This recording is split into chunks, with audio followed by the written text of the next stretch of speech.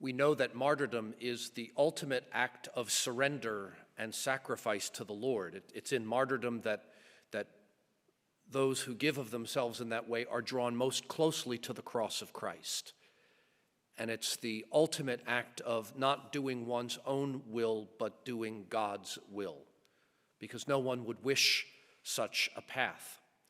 In celebrating someone like St. Polycarp, we really put into practice, or we see put into practice, the words of the letter of James today. That we don't sit back and say, what am I going to do? How am I going to spend my day for myself? But James says, instead we should say, if the Lord wills it, we shall live to do this or that.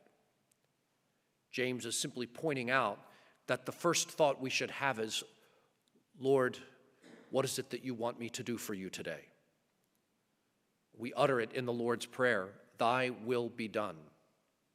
We give ourselves over to God's will, because as the psalmist reminds us, no man can buy his own ransom or redeem himself, but we're left to the grace and the mercy of God.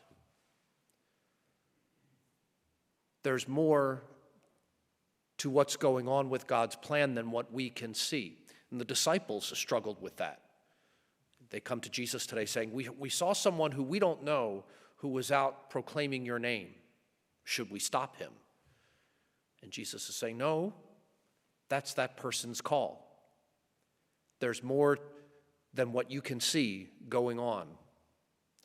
And we have to remember that for ourselves too. It's not just what we don't know about someone else or some other situation, but we don't even have the big complete picture of our own life. And so we have to leave it to God's plan. So we give ourselves over to him. Lord, what is it that you want me to do for you today? How can I serve you? So we don't begin, and it's easy to fall into that. You wake up in the morning and immediately the mind starts racing with, here's what I have to do today. And sometimes we have to fight against that. I mean, maybe the to-do list is a good thing to have, to say, all right, here's the things that I have to accomplish.